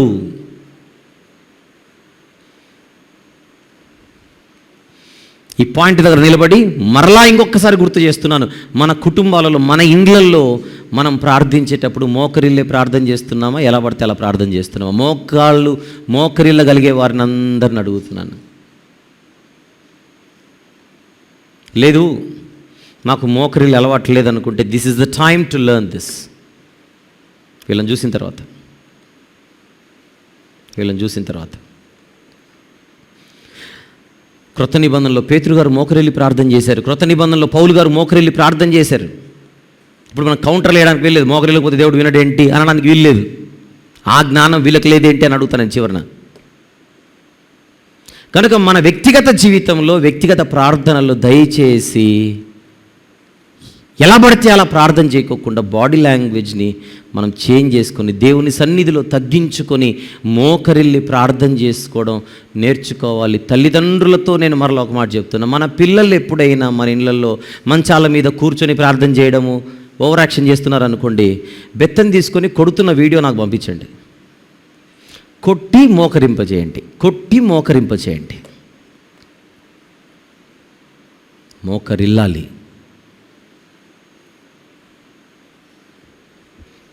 అది అలా మనసులో పెట్టుకొని ఇక్కడికి వస్తే సొలొమోను గారు మందిరం కట్టి ఆనందంగా ఉండగా ఆయన భవిష్యత్తును గురించి ఆలోచిస్తున్నాడు. భవిష్యత్తులో ఒకవేళ ఈ ప్రజలు పాపము చేసి ఇక్కడి నుంచి వెళ్ళిపోతే, యెరూషలేముకు దూరమైన తర్వాత మళ్ళీ వారు పశ్చాత్తాపపడి అప్పుడు ప్రార్థిస్తే దేవా వీళ్ళ ప్రార్థనలు ఆలకించు ప్రభువా అని ఇతరుల గురించి ప్రార్థిస్తున్న సొలొమోను గారు, ఇతరుల గురించి ప్రార్థిస్తున్న దానియేలు గారు, ఇతరుల గురించి ప్రార్థిస్తున్న ఎజ్రా నెహెమ్యా గారు. ఎందుకు ఇంత ఇన్సిస్ట్ చేస్తున్నాను, ఎందుకు ఇంత నొక్కుతున్నాను? మన ప్రార్థనలలో కూడా మనం ఎవరి గురించి చేయాలి? ఇతరుల గురించి చేయాలి. తండ్రి, వీరేమి చేయుచున్నారో వీరెరుగరు గనుక వీరిని క్షమించు. ఇతరుల గురించి.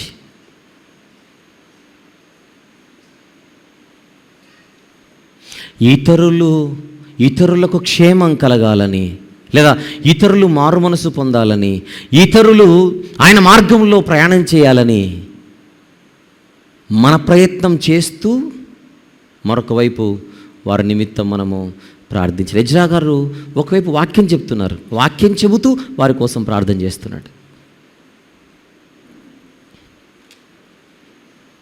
ప్రత్యక్షంగానో పరోక్షంగానో దేవుడిస్తున్నటువంటి సందేశాలను దానియేలు గారు తన ప్రజలకు అందుబాటులోకి తీసుకొని వస్తున్నాడు, వారి కోసం ప్రార్థిస్తున్నాడు. ప్రయత్నం, ప్రార్థన, ఈ రెండు ముఖ్యం.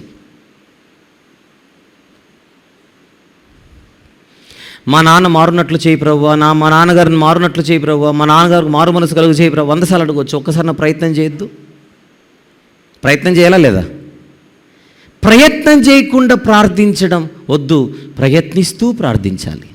నేను నాటి తిని అపోల్లో నీళ్లు పోసెను, వృద్ధి కలుగజేయవాడు దేవుడే. ఎప్పుడు వృద్ధి కలుగజేస్తాడు? నాటి నీళ్లు పోస్తే. నేను నాటనే లేదు, నీళ్లు పోయనే లేదు, దేవుడు ఎలా వృద్ధి కలుగజేయును?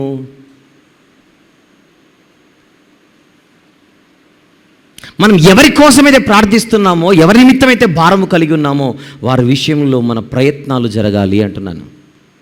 ప్రయత్నాలు ప్లస్ ప్రార్థన.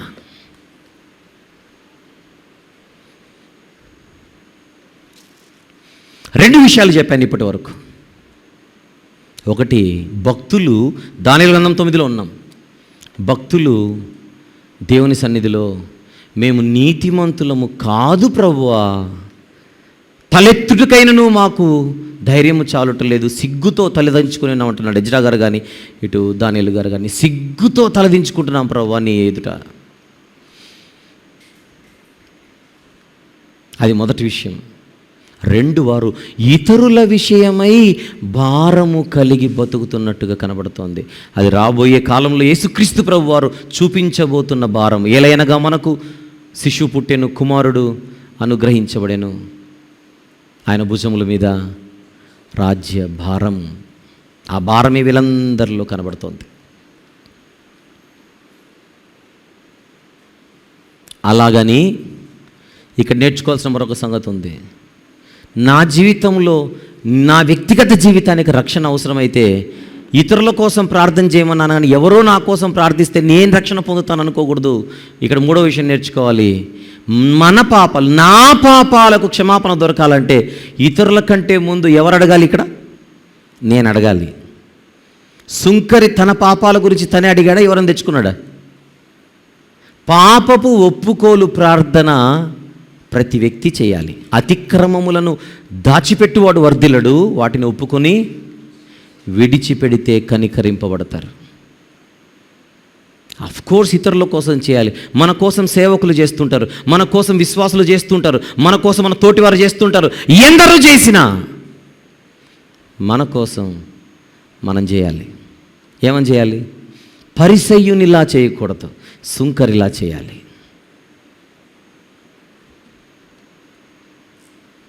నా పాపాలు నేను ఒప్పుకోవాలి, నా నోటితో ఒప్పుకోవాలి. యేసుక్రీస్తు ప్రభు నా స్వరక్షకుడని నా నోటితో ఒప్పుకోవాలి. ఆయన నాకు ప్రభువు అని నోటితో ఒప్పుకోవాలి. 2000 సంవత్సరాల క్రితం నా పాపాల కోసం తన అమూల్యమైన రక్తాన్ని చిందించి ప్రాణం పెట్టి సమాధి చేయబడి తిరిగి లేచాడని నేను నా నోటితో ఒప్పుకోవాలి. నా హృదయమందు విశ్వసించాలి. అప్పుడు నేను రక్షింపబడతాను. రక్షణ ఎలా వస్తుంది? నా గురించి నేను ఒప్పుకోవాలి. అలా ఒప్పుకున్న వారిలో సుంకరి కనపడుతున్నాడు. ఎక్స్క్యూజ్ మీ, సిలువలో ఒక నేరస్తుడు ఇంకొక నేరస్తుడితో అంటున్నాడు, పోయే కాలం దగ్గరకు వచ్చిన మారవా? ఈరోజు మనకున్నటువంటి ఈ శిక్షకు మనం పాత్రులమే, కానీ ఆయనలో ఏ పాపము లేదు, ఏ తప్పిదము లేదు, ఏ నేరము లేదు. యేసుప్రభుతో ఆ నేరస్తుడు అంటున్న మాట ఏంటి? దేవా, అసలు నీలో ఏ పాపము లేదు, ఆ క్లారిటీ నాకుంది. నాలో ఏ మంచి లేదు, ఈ క్లారిటీ కూడా ఉంది. కానీ ఒక కోరిక కూడా ఉంది, అదే నీ రాజ్యములో నన్ను నేను చూసుకోవాలనుకుంటున్నాను ప్రభువా. మంచే లేని నేను పరిశుద్ధుడైన నీ రాజ్యములో ఉండాలనుకుంటున్నాను, నన్ను జ్ఞాపకం చేసుకోవా. దానికి సమాధానం, నేడు నీవు నాతో కూడా పరదేశంలో ఉంది. ఇద్దరు నేరస్తులకు ఛాన్స్ వచ్చిందా? ఒకడికే వచ్చిందా? ఒక్కడికే. ఎవరా ఒక్కడు? తన స్థితిని ఒప్పుకున్నవాడు ప్రభు దగ్గర. ఒప్పుకొనక ఇంకొక అరగంటలో చచ్చిపోయే ముందు కూడా మారు మనసు పొందకుండా వెటకారంగా మాట్లాడుతున్నాడు. ఇంకా నీవు క్రీస్తు అయితే నిన్ను నువ్వు కాపాడుకొని మమ్మల్ని కూడా కాపాడు.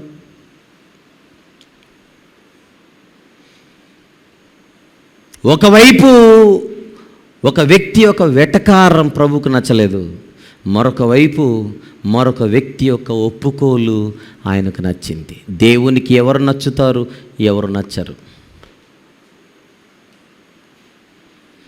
ప్రభు సమీపంగా ఉన్నాడు యువతలోడికి, ఇద్దరికి ఈక్వల్గా సమీపంగా ఉన్నాడు.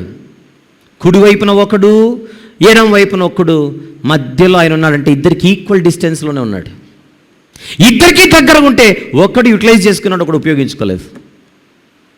దేవుడు మీకు దొరుకు కాలమున ఆయనను వెదుకుడి, వెదుకుడి మీకు దొరుకును. కళ్ళ ముందు ఆయనను పెట్టుకొని నేను రక్షణ పొందకపోతే ఎలా అనుకున్నాడు ఒకడు జ్ఞాని. కళ్ళ ముందు కనపడుతున్న చూద్దాం, లేని ఇంత గొప్పడో కదా చూద్దాం. అజ్ఞాని. నీవు క్రీస్తు అయితే అని అంటున్నాడంటే అర్థం ఏంటి? ఏదో పరిశీలిస్తున్నాడు జ్ఞానంలాగా. నువ్వు కళ్ళు తెరుచుకునేటప్పటికీ నీ గుండె ఆగిపోతుంది. గుండె చప్పుడు ఆగకముందే తెలుసుకో ఈ నిజాన్ని అని అనింది మనం. అందుకే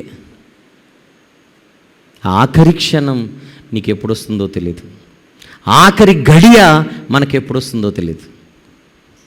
పోనీ చెప్పేమని వస్తుందంటే ఇది చెప్పలేనిది, ఇది చెప్పి రానిది. దీపం ఉన్నప్పుడే ఇల్లు చక్కబెట్టుకోవాలి. మొదటి వచనము నుండి దానియేలు గ్రంథము 9వ అధ్యాయములో ఆయన ప్రార్థన ప్రారంభమైన తర్వాత 19వ వచనం వరకు ఆయన ప్రార్థన స్టార్ట్ చేసింది 4వ వచనంలో. 4 నుండి 19వ వచనం వరకు మీరు ఇంటికి వెళ్ళిన తర్వాత ఈ రాత్రి పదే పదే పదే పదే పదే చదవండి. ఎజ్రా గ్రంథం 9వ అధ్యాయంలో ఎజ్రా గారి ప్రార్థన చదవండి. నెహెమ్యా గ్రంథం 1వ అధ్యాయంలో నెహెమ్యా గారి ప్రార్థన చదవండి. లూకా సువార్త 18వ అధ్యాయంలో సుంకరి ప్రార్థన చదవండి. సిలువలో నేరస్తుని సందర్భం దగ్గరికి వెళ్ళి అదే లూకా సువార్త 23వ అధ్యాయంలో ఆ నేరస్తుడి ప్రార్థన చదవండి. నేను దేవుని దగ్గర ఇలాగదా ఉండవలసింది అన్న క్లారిటీ మనకు వస్తుంది. తనను తాను తగ్గించుకున్నవాడు హెచ్చింపబడతాడు, హెచ్చించుకున్నవాడు పరిసయుడిలా తగ్గించబడతాడు. ఈరోజు మనము దేవుని యొద్దకు వచ్చి తగ్గించుకునే వారి జాబితాలో ఉన్నామా, హెచ్చించుకునే వారి జాబితాలో ఉన్నామా? 12 అధ్యాయాలు కలిగిన దానియేలు గ్రంథంలో సెకండ్ మెయిన్ పార్ట్లో ఉన్నాం మనం. 7వ అధ్యాయం నుండి 12వ అధ్యాయం వరకు ఉన్న ప్రధాన భాగం 2వ ప్రధాన భాగంలో ఉండగా అదంతా ప్రవచన భాగం అనే మైండ్తో మనం గ్రంథాన్ని చదివేటప్పుడు మధ్యలో సడన్గా ఒక అద్భుతమైన ప్రార్థన కనబడుతోంది. తగ్గింపుతో కూడుకున్న ప్రార్థన, హెచ్చింపే లేని ప్రార్థన, ఇతరుల విషయమై భారము కలిగిన ప్రార్థన, మరణానికి దగ్గరగున్న ఇంత సుదీర్ఘమైనటువంటి తన జీవిత ప్రయాణములో వృద్ధాప్యంలో 81 సంవత్సరాల వృద్ధుడు దేవుని దగ్గరకు వచ్చి నేను మంచోడిని కాదు ప్రభువా అంటున్నాడు. 8 అధ్యాయాలు పూర్తి చేసుకొని ఇక్కడికి వచ్చిన తర్వాత ఎక్కడైనా ఇక్కడ దానియేలు గారు తప్పు చేశారన్న ఫీలింగ్ ఎక్కడైనా కలిగిందా మనకు? అయినప్పటికీ ఆయనకు తన గురించినటువంటి క్లారిటీ, ఇక్కడికి వస్తే నేను ఇలా బెండ్ అవ్వాల్సిందే,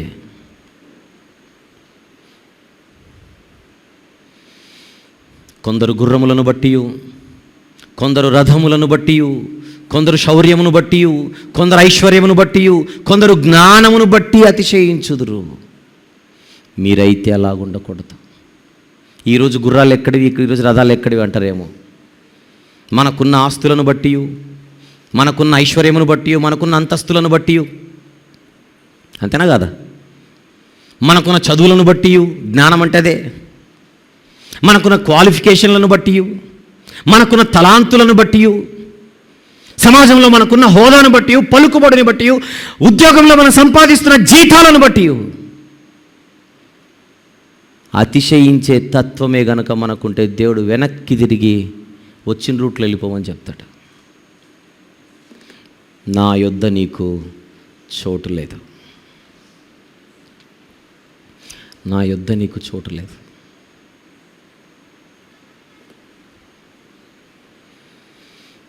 ప్రియమైన దేవుని వారలారా,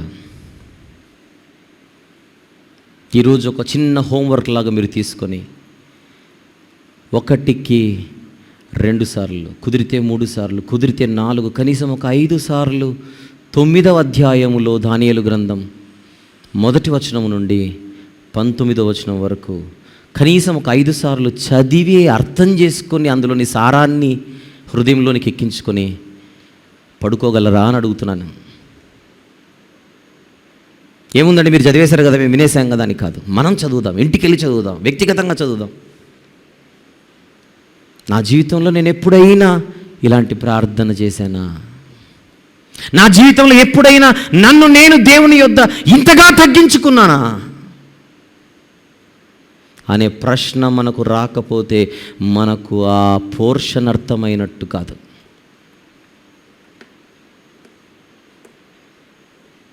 బలిష్టమైన దేవుని చేతి క్రింద ఎల్లవేళలా ఎలా బతుకుదాం? దీన మనస్కులై.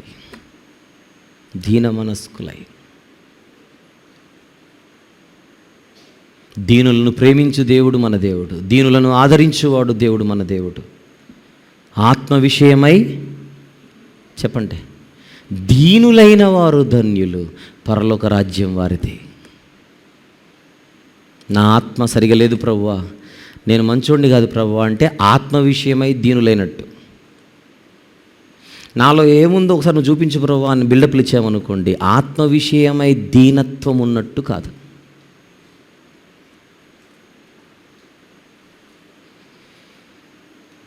తొమ్మిదవ అధ్యాయంలో మొత్తం 27 వచనములు. దీనిని మనం 2 భాగాలుగా విభజించుకున్నాం. 19వ వచనం వరకు ఒక పోర్షన్, 20 నుంచి 27 వరకు సెకండ్ పోర్షన్. నేను సెకండ్ పార్ట్ మాట్లాడేటప్పుడు 20కి రావాలి, కానీ ఎందుకో ఈ మొదటి పార్ట్ ముగింపులోనే 20వ వచనం ఒక్కటి చదువుదామనిపిస్తోంది. చూద్దాం ఒక్కసారి ఏం జరుగుతుందో 20వ వచనంలో. నేను ఇంకా పలుకుచు ప్రార్థన చేయుచు పవిత్ర పర్వతము కొరకు, పవిత్ర పర్వతం అంటే యెరూషలేము, నా దేవుడైన యెహోవా ఎదుట నా పాపమును, చూడమాట, నా పాపమును నా జనము యొక్క పాపమును ఒప్పుకొనుచు నా దేవుని విజ్ఞాపన చేయుచునుంటిని. 21 కూడా చదువుదాం. నేను ఇలాగున మాట్లాడుచు ప్రార్థన చేయుచుండగా మొదట నేను దర్శనమందు చూచిన అతి ప్రకాశమానుడైన గబ్రియేలును ఆ మనుషుడు సాయంత్రపు బలి అర్పించు సమయమున నాకు కనబడి నన్ను ముట్టి ఏమని మాట్లాడుతున్నాడు చూడండి 22వ వచనంలో, దానియేలు నీకు గ్రహింప శక్తి ఇచ్చుటకు నేను వచ్చి తిని, నీవు బహుప్రియుడవు గనుక నీవు విజ్ఞాపన చేయుట ముగించినప్పుడు కాదు, దానికోసమే నేను మిమ్మల్ని తీసుకొని వచ్చాను. ఎప్పుడట? 23వ వచనం, నీవు బహుప్రియుడవు గనుక నీవు విజ్ఞాపనము చేయ ఆరంభించినప్పుడు, అసలు నువ్వు ప్రార్థన స్టార్ట్ చేయగానే ఈ సంగతిని నీకు చెప్పుటకు వెళ్ళవలెనని ఆజ్ఞ బయలుదేరిందట యెహోవా దేవుని దగ్గర నుంచి. ఎంత అద్భుతంగా చూడండి అన్నమాట. ప్రార్థన ముగించిన తర్వాత కాదు ఆన్సర్ వస్తుంది, ప్రార్థన చేయుచుండగా అన్నాడు 21వ వచనంలో. Still he was in his prayer. 21వ వచనంలో ప్రార్థన ఇంకా చేస్తూనే ఉన్నాడట. ఆ ప్రార్థన చేస్తున్నప్పుడు ఎవరి గురించి ప్రార్థన చేస్తున్నాడు? తన పాపమును, తన జనము యొక్క పాపమును ఒప్పుకొనుచూ విజ్ఞాపన చేస్తున్నాడు. ఇంకా ప్రేయర్ కంటిన్యూ అవుతుంది. గబ్రియేలు దూత వచ్చేసాడు. దానియేలు, నీవు బహుప్రియుడవు దేవునికి. అసలు నువ్వు ప్రార్థన చేస్తుండగా కాదు, నువ్వు మోకరిల్లగానే మాకు ఆర్డర్స్ వచ్చాయి. అక్కడ నువ్వు మోకరిల్లగానే ఆర్డర్స్ వచ్చాయి. అక్కడ ఆజ్ఞ బయలుదేరిందట. చూడండి మాట 23వ వచనంలో ఆజ్ఞ. ఎక్కడి నుంచి ఆజ్ఞ? ఎక్కడ నుంచి ఆజ్ఞ? యెహోవా దేవుని యొద్ద నుండి. ఏమని? నా సేవకుడు, నా ప్రియుడు, నా కుమారుడు నన్నేదో అడగాలని మోకరిల్లుతున్నాడు. ఏం అడుగుతాడో నాకు ముందే తెలుసు కదా. గబ్రియేలు, వెళ్ళు, తన మనసులోని చింతను తీర్చుటకు వెళ్ళు. ఫర్ యువర్ కైండ్ ఇన్ఫర్మేషన్, ప్రార్థన మొదలు పెట్టక ముందు ఆజ్ఞ బయలుదేరిందా, మొదలు పెట్టిన తర్వాత ఆజ్ఞ బయలుదేరిందా? చూద్దాం. అక్కడ ప్రార్థన మొదలు పెట్టకముందా, పెట్టిన తర్వాతనా? నీవు విజ్ఞాపనము చేయనారంభించినప్పుడు. అంటే నువ్వు స్టార్ట్ చేస్తే నేను రియాక్ట్ అవుతాను. నీవు నా తట్టు తిరిగిన ఎడల నేను నీ తట్టు తిరిగేదను. నీకు తిరగడం ముందుకు రావాలి, నీకు తిరగడం రావాలి. ఇది చదివిన తర్వాత కూడా మనలో ఎవరెవరికైతే ప్రార్థన చేయడం అలవాటు లేదో, మనలో ఎవరెవరికైతే ప్రార్థన అంటే బద్ధకమో, మనలో ఎవరెవరికైతే మోకరిల్లాలంటే కాళ్ళు వంగవో, మనలో ఎవరెవరమైతే ప్రార్థన విషయంలో సోమరులమో, ఇది చూసిన తర్వాత మనకు బుద్ధి రాకపోతే మనకు తెలుగైనా రానట్టు, తెలివైనా లేనట్టు.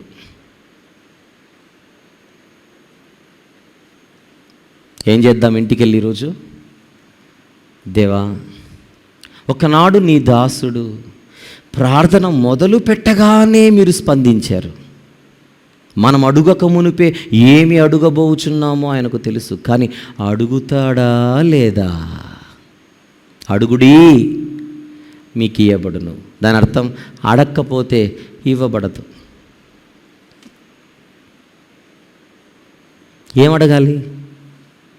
ఏమడగాలి? మీలో ఎవనికైనను జ్ఞానము కొదుగా ఉన్న ఎడల అతడు దేవుణ్ణి అడగాలి. నెబుకద్నెజరుకు కల వచ్చింది, మర్చిపోయాడు. కలతో పాటు భావం చెప్పమన్నాడు అందరినీ. మా వల్ల కాదని అందరి చేతులు ఎత్తేశారు. దానియేలు గారు పరుగెత్తుకుంటూ షద్రకు మేషకు అబేద్నెగోల దగ్గరికి వెళ్ళాడు. మీరు ప్రార్థించండి, నేను ప్రార్థిస్తాను, దేవుడు బయలుపరుస్తాడు. ఆయన బయలుపరచాలంటే మనం ప్రార్థించాలి. ఆ కళ మనకెలా తెలుస్తుంది? దాని భావము మనకెలా తెలుస్తుంది? మనకు తెలియదు. కానీ ఆయన నేర్పిస్తాడు, ఆయన తెలియజేస్తాడు, ఆయన చూపిస్తాడు. అది జరగాలంటే ముందు ఆయన దగ్గరకు వచ్చి మనము అడగడం జరగాలి.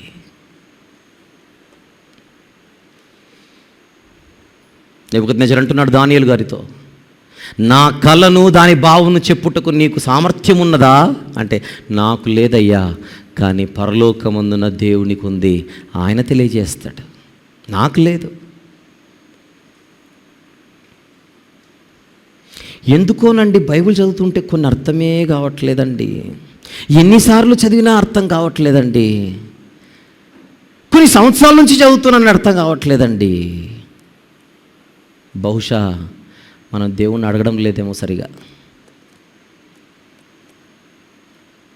దానియేలు గారికి కలను దాని భావాన్ని తెలియజేసిన తండ్రి, నాకెందుకో ఈ పుస్తకంలో ఈ వాక్యం యొక్క భావం నాకు అర్థం కావట్లేదు, ఈ వాక్యం ఎందుకో నాకు అర్థం కావట్లేదు, నాకు తెలియజేయవా, నాకు నేర్పించవా అని అంటే, దానియేలు గారికి దర్శనంలో వచ్చి చెప్పినట్టుగా ఏం చెప్పడు మనకు.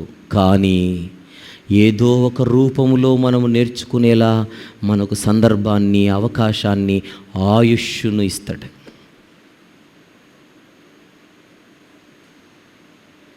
అడగాలి. కొన్ని సందర్భాలలో మనం చదివేటప్పుడే కొన్ని ఆలోచనలు వచ్చేస్తాయి దాని గురించి అడిగితే. మరికొన్ని సందర్భాలలో ఎవరో వాక్యం చెబుతుంటారు, అసలు మనం అక్కడికి వెళ్ళాల్సిన వాళ్ళమే కాదు, ఎందుకో వెళ్ళి కూర్చోగానే మనకెక్కడైతే ఇబ్బంది ఉందో అదే వివరిస్తుంటాడు ఆ మనిషి. అప్పుడు అనుకుంటాం, అసలు నా కోసమే వివరిస్తున్నట్టున్నాడు ఈయన.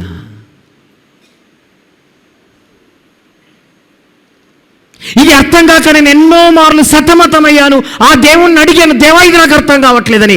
అందుకే అన్నమాట ఇక్కడికి రప్పించాడు. నేను ఎక్కడికో వెళ్ళవలసి ఉండేను, కానీ ఇక్కడికి వచ్చాను. ఇక్కడికి రాగానే ఇది మొత్తం క్లియర్ అయిపోతుంది.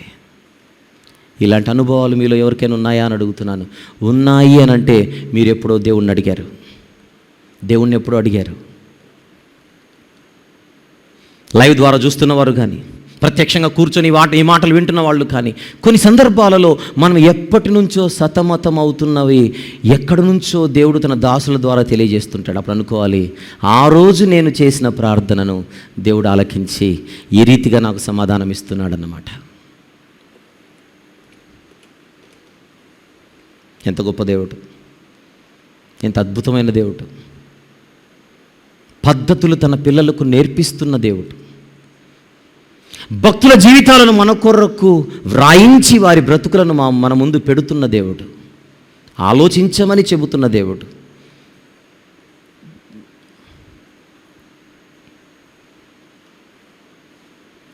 అడుగుదాం. ఇంతవరకు మనం దేవుణ్ణి సరిగా అడుగకపోయి ఉంటే ఇక అడుగుదాం. దేవా, దుప్పి నీటి వాగుల కొరకు ఆశపడినట్లు నా ప్రాణము నీ కొరకు తృష్ణగొనుచున్నది, నీ మాటల కొరకు తృష్ణగొనుచున్నది. బైబిల్ చదువుతున్నాను ప్రభువా, నాకు అర్థం కావట్లేదు. చాలా విషయాల కొరకు నా ప్రాణము పరితపించిపోతుంది ప్రభువా, కానీ నాకు అర్థం కావట్లేదు.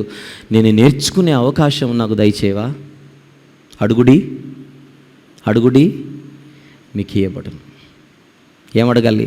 ఇది అడగాలి. త్రోవ పక్కన పడిన విత్తనాలు, మంచి నేలను పడిన విత్తనాలు, ముళ్ళ పొదలలో పడిన విత్తనాలు, రాతి నేలను పడిన విత్తనాలు అని విత్తువాని ఉపమానము చెప్పి యేసుప్రభు వారు సైలెంట్ అయిపోతే పక్కనున్న 12 మంది శిష్యులకే మ్యాటర్ అర్థం కాలేదు. ఏంటి విత్తనాలు, ఏంటి ఈ రాతి నేల, ఏంటి ముళ్ళ పొద, వీళ్ళకే అర్థం కాలేదు. జనసమూహం వచ్చి విని అర్థమైనంత కలరింగ్ చెలిపారు. వాళ్ళందరూ వెళ్ళిపోయిన తర్వాత శిష్యులు వచ్చి అడుగుతున్నారు, ఈ ఉపమాన భావం మాకు అర్థం కాలేదు ప్రభువా. అప్పుడు యేసు అన్నారు, కలిగి ఉన్న వానికే ఇయ్యబడును, లేని వానికి ఉన్నది కూడా తీసేస్తారట. కలిగి ఉన్న వానికంటే ఇల్లున్నోడికి తీసి గుడిసేస్తాడని కాదు, ఆసక్తి కలిగి ఉన్నవాడికే ఎక్కువగా ఇయ్యబడును. 5 తలాంతులు ఇచ్చాడు ఒకడికి, 2 తలాంతులు ఇచ్చాడు మరొకడికి, 1 తలాంతు ఇచ్చాడు ఒకడికి. 5 తలాంతులు కలిగిన వాడు ఆసక్తి కలిగి దాన్ని పెంచుకున్నాడు. 2 తలాంతులు కలిగిన వాడు ఆసక్తి కలిగి తనకు ఇచ్చినటువంటి యజమానుడు ఇచ్చినటువంటి దాన్ని మరింత రెట్టింపు చేసుకున్నాడు. 1 తలాంతు కలిగిన వాడు సోమరి వాడై అసలు ఏం చేయకుండా మళ్ళీ యజమానుడు వచ్చినప్పుడు మళ్ళీ ఇక్కడ దొంగ నాటకాలు వేస్తున్నాడు. నువ్వు విత్తని చోట వెదుకువాడవని తెలుసు నాకు, అందుకే నేనేం సంపాదించలేదు. ఎవడు చెప్పాడరా నీకు నా గురించి అలా అని యజమానుడు సీరియస్ అయ్యి ఆ ఉన్న 1 తలాంతు కూడా తీసి 5 తలాంతులోడికి ఇచ్చాడట. కలిగిన వానికే ఇయ్యబడును. అది మ్యాటర్ ఇక్కడ. ఈరోజు మన జీవితంలో మనము ఆసక్తి, తృష్ణ, శ్రద్ధ కలిగి ఉండాలి అంటున్నాను. నా ఫ్రెండ్కు హోండా ఉంది ప్రభువా, నాకు హోండా ఇవ్వవా. ఆవిడ చేతిలో బోండా ఉంది ప్రభువా, బోండా ఇవ్వవా. ఇలాంటి వాడకు గుర్తు. ఏం కావాలి నాయనా సొలొమోను అని అడిగాడు. సువిశాలమైన నీ పిల్లలు, నీ ప్రజలున్న రాజ్యాన్ని పరిపాలించడానికి నాకు జ్ఞానం సరిపోదు ప్రభువా, నాకు జ్ఞానం ఇవ్వవా అని అడిగాడు. సొలొమోను చేసిన ఈ మనవి దేవునికి అనుకూలమాయను గనుక దానితో పాటు, జ్ఞానముతో పాటు అడగనివి కూడా ఇచ్చేసాడట. బంపర్ ఆఫర్ అంటారు దాన్ని, 1+1 అంటారు కదా, ఇక్కడ 1+4. అడిగేవి అడగాలి. మనకేం అవసరం ఆయనకు బాగా తెలుసు.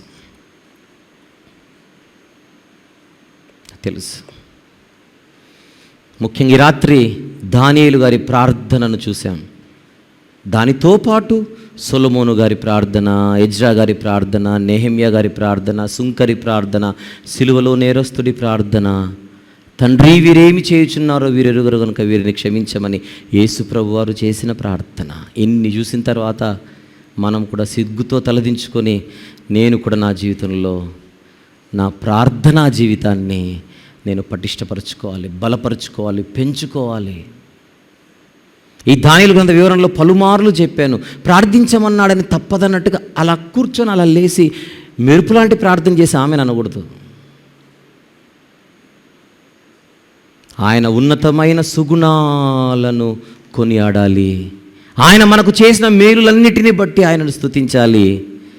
మనకే అవసరమో అవే ఆయన దగ్గరకు వచ్చి అడగాలి, కొనియాడాలి, కృతజ్ఞతార్పణ చెల్లించాలి, అడగాలి. ఇలాంటి మంచి ప్రార్థనా జీవితం కలిగి మనం ముందుకెళితే ఏదో ఒక రోజు మనకు తెలియకపోయినా పరలోకంలో దేవుడు మన గురించి ఈ మాట అనాలి. ఏమని? దేవదూతలతో, నా బిడ్డ ఏదో అడగబోతున్నాడు, అడిగేంతవరకేమొద్దు, తదాస్తు, మీరు వెళ్ళండి, ఆ పని చేసేసేయండి అని దూతలకు మన గురించి ఆజ్ఞాపించాలి. అంత శక్తివంతమైన ప్రార్థనా పరులుగా మన జీవితంలో మనము మారాలి. ప్రార్థన ముగిసిన తర్వాత కాదు దేవుడు ఆన్సర్ చేయాల్సింది, అసలు మోకరిల్లగానే దేవుడు తదాస్తు అనాలంతే, ఆమెన్ అనాలి దేవుడు అంతే. అది ఒక రాత్రికి జరగదు, సుదీర్ఘ ప్రయాణం. దానియేలు గారి వృద్ధాప్యంలో చేసిన ప్రార్థన, ఆ ప్రార్థనకు దేవుని స్పందన.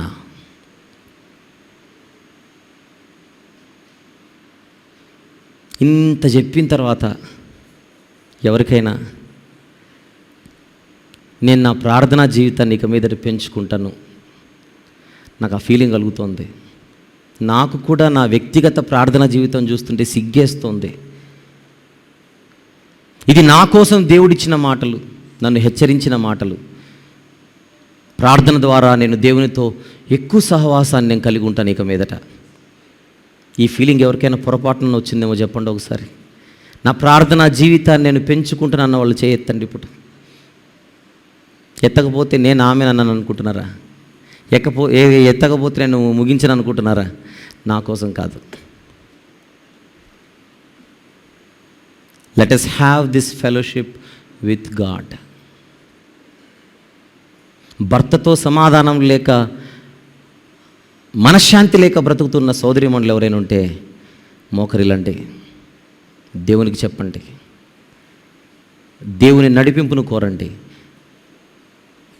అన్నీ సర్దుకుంటాయి. భార్యతో సమాధానం లేకపోతే ఎక్కడో బయటికి వెళ్ళి తిరిగేసి రావడం కాదు, మోకరిల్దాం, ప్రార్థన చేద్దాం. అత్తగారితో, కోడలు గారితో, ఇంట్లో ఒకరితో ఒకరికి, ఒకవేళ మనకి ఈరోజు నెమ్మది సమాధానం లేని పరిస్థితి ఉంటే, సంఘంలో పక్కవారితో ఒకవేళ మనకు నెమ్మది లేకపోతే, నెమ్మది లేని దానియేలు గారు శద్రకు మేషకు అబేద్నెగోలకు చెప్తున్నాడు, మోకరిల్దాం, ప్రార్థన చేద్దాం. అది బబులోను సామ్రాజ్యం కుప్పకూలిపోయిన తర్వాత, దర్యావేషు గద్దెనెక్కిన తర్వాత, కోరెష్ ఎక్కడో ఉన్నది చూసిన తర్వాత, నా జాతి వారికి ఎప్పుడు విశ్రాంతి అనే ఆలోచనతో నెమ్మది లేని స్థితిలో ఉన్న దానియేలు గారు ప్రార్థన చేస్తున్నాడు. ఆన్సర్ వస్తుంది. ఉద్యోగం చేసే చోట యజమానులతో మీకు మనశ్శాంతి లేదా? పనులు చేసే చోట మీ సహోద్యోగులతో మీకు ఒకవేళ నెమ్మది లేదా? ఆ నెమ్మది లేక ఆందోళన చెందుతూ మనసంతా కలవరముతో ఉంటే, ఈ రాత్రి ఈ వాక్యం ద్వారా దేవుడు మాట్లాడుతూ చెబుతున్నాడు, ప్రార్థనా జీవితం కలిగి ఉండండి. Neel down, talk to me, నాతో మాట్లాడండి అంటున్నాడు దేవుడు. కొన్ని సందర్భాలలో మనలో బాధ, దుఃఖం ఇవన్నీ ఉంటే పక్కోళ్ళతో మాట్లాడితే కొంచెం ఫ్రీ అవుతాం మనం. అలాగని మనం మాట్లాడే ప్రతి ఒక్కడు మనకు మంచి సలహాలు ఇస్తాడని ఏం లేదు. అదే మనము దేవునితో మాట్లాడితే ఊహించని రీతిలో దేవుడు సమాధానం ఇస్తుంటాడు. దానియేలు గారు ఊహించని తరుణంలో గబ్రియేలు దూత వచ్చేసాడు. మనకు కూడా మికాయేల్లో గబ్రియేలు ఎవరు వస్తారని ఎక్స్పెక్ట్ చేయకూడదు. అయినప్పటికీ దేవుడు తన సమాధానం అంటే జవాబు, ఆన్సర్ ఏదో ఒక రూపాన మన యుద్ధకు తీసుకొని వచ్చి తన చల్లని చూపు మన మీద కుమ్మరిస్తాడు. ఇదంతా జరగాలంటే మనం చేయవలసిందే మన ప్రార్థనా జీవితాన్ని బలపరుచుకుందాం. అన్నాను కదా అని మీరేదో అనుకొని వచ్చే వారంలో కదా అవ్వకపోతే మళ్ళీ వచ్చి కంప్లైంట్ చేయకండి, వారం రోజులు చేశానని. నేను ఏ దానియేలు గారిని చూపిస్తున్నాను ఇక్కడ? వృద్ధాప్యంలో ఉన్న దానియేలు గారు, సుదీర్ఘ ప్రయాణము కలిగిన దానియేలు గారు. 9వ అధ్యాయము 2 భాగాలు, 19వ వచనం వరకే మొదటి భాగం. కానీ ఒక చిన్న కారణాన్ని బట్టి 20 నుంచి 23 వరకు అలా నేను అవుట్లైన్ చదివాను.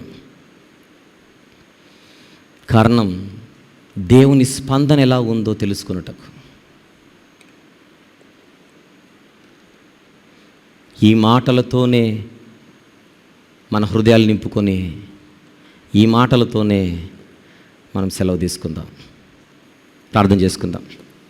ప్రేమగల తండ్రి, కృపగల దేవ, జీవం గల నాయన, పరిశుద్ధుడైన మహా గొప్ప దేవ, ఈ రాత్రి మీరు ఇచ్చిన ఈ మాటలన్నిటిని బట్టి మిమ్మల్ని స్తుతిస్తున్నాము నాయన. విద్యుత్ అంతరాయం వలన కొంచెం ఆలస్యం, కొంచెం ఇబ్బంది అయింది. అయినప్పటికీ ఈ రాత్రి మేము మాట్లాడుకోగలిగిన మాటలు మీరు మాకు అనుగ్రహించినందుకు స్తుతులు చెల్లిస్తున్నాం. ఏ ఒక్కరము కూడా పెడచెవిన పెట్టకుండా ఈ మాటలన్నిటినీ మా హృదయాలలో బలముగా నింపుకొని మీ చిత్తానుసారముగా మేము బ్రతుకుటకు సహాయం చేయమని, ఈ ఆరాధన కార్యక్రమంలో ముగింపులో కూడా మీ యొక్క దీవెన మాతో ఉంచమని మీ ప్రియ కుమారుడు, మా ప్రభు, ప్రియ రక్షకుడైన యేసుక్రీస్తు ప్రభు వారి పరిశుద్ధమైన నామములో ప్రార్థన సమర్పిస్తున్నాము తండ్రి.